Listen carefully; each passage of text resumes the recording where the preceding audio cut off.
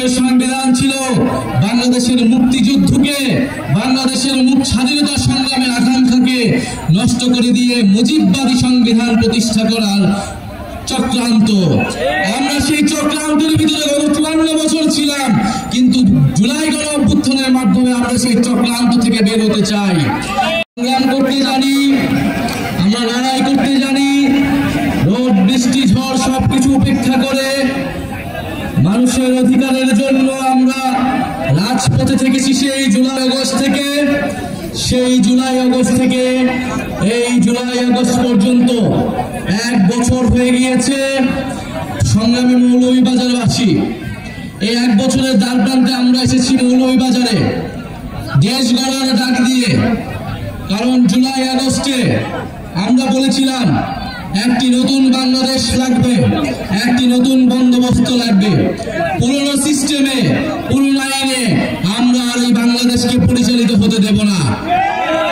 কিন্তু অভ্যুত্থানের পরে নানান শক্তি আবারও চেষ্টা করছে পুরনো সিস্টেমে এই দেশকে এগিয়ে নিয়ে যাবার। আমরা তখন বলেছি, জুলাই গণ অভ্যুত্থানে আমরা যখন রাজপথে নেমেছিলাম, আমাদের ভাইয়েরা শহীদ হয়েছে, আমাদের বোনেরা নির্যাতিত হয়েছে, আমরা এই বাংলাদেশকে আর পুরনো রূপে ফেরত দিতে দিব না। বিচার সংস্কার এবং নতুন সংবিধানের মাধ্যমে আমরা একটি নতুন বাংলাদেশের যাত্রা শুরু করতে চাই। প্রিয় মৌলভীবাজারবাসী, গণ অভ্যুত্থানের পরে আমাদের স্বপ্ন, আমাদের আকাঙ্ক্ষা ছিল আকাশচুম্বী।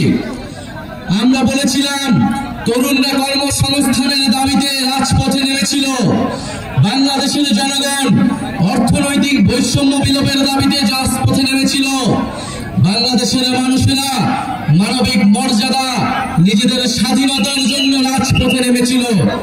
আমরা হয়তো সেই স্বাধীনতা গণতন্ত্র পেলেও আমরা এখনো আমাদের অর্থনৈতিক স্বাধীনতা, আমাদের কর্মসংস্থানের যে দাবি, সেই দাবি আমরা এখনো পূরণ করতে পারি নাই। আমরা এই অন্তর্বর্তী সরকারের সময় অনেক স্বপ্ন দেখেছিলাম, আমাদের অনেক দাবি ছিল, কিন্তু আমাদের সব স্বপ্নকে নির্বাচনের সাথে একমাত্র দাবিতে রূপান্তর করে ফেলা হয়েছে। আমরা বলেছি আমরা নির্বাচন চাই, আমরা গণতন্ত্রের পক্ষে লড়াই করা শক্তি, আমরা ভোটাধিকারের জন্য লড়াই করা শক্তি, কিন্তু বিচার সংস্কার ছাড়া নির্বাচন অর্থহীন হয়ে যাবে। এই নির্বাচনকে জনগণ গ্রহণ করবে না। ফলে বিচার এবং সংস্কারের যতটুকু আমরা এগিয়েছি, তার পক্ষে আমাদেরকে আরো ঐক্যমত করে আমাদেরকে নির্বাচনের দিকে যেতে হবে।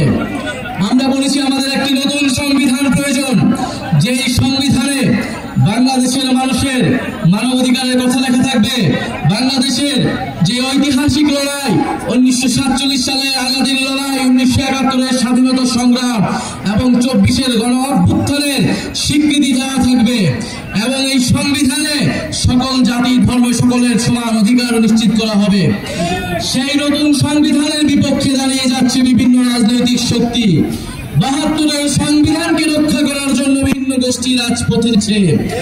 ৭২-এর সংবিধান ছিল বাংলাদেশের মুক্তিযুদ্ধকে, বাংলাদেশের স্বাধীনতা সংগ্রামের আকাঙ্ক্ষাকে নষ্ট করে দিয়ে মুজিববাদী সংবিধান প্রতিষ্ঠা করার চক্রান্ত।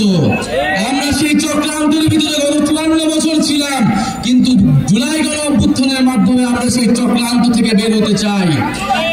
প্রিয় সংগ্রামী মৌলভীবাজারবাসী, আমরা জানি মৌলভীবাজারে বাংলাদেশের সর্বাধিক চা বাগান রয়েছে, বাংলাদেশের তেল গ্যাস ক্ষেত্র রয়েছে, বাংলাদেশের খনিজ সম্পদ রয়েছে। এই বৃহত্তর সিলেট অঞ্চলে মৌলভীবাজার অত্যন্ত গুরুত্বপূর্ণ এলাকা, কিন্তু মৌলভীবাজারের যে জাতীয় সম্পদ রয়েছে, সেই সম্পদের সুষ্ঠু ব্যবহার আমরা কখনো করতে পারি নাই। এই মৌলভীবাজারে চা শ্রমিকরা রয়েছেন, চা শ্রমিকরা কয়েকদিন পর পরে আন্দোলন করে ন্যায্য মজুরির জন্য।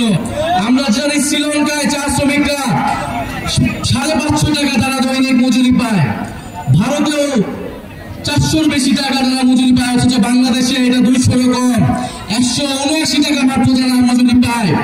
১৭৯ টাকায় একজন শ্রমিক কিভাবে তার দিন যাপন করবে, কিভাবে তার স্বাস্থ্য, শিক্ষা, তার পরিবারকে তার ভরণ পোষণ ব্যয়ভার বহন করবে?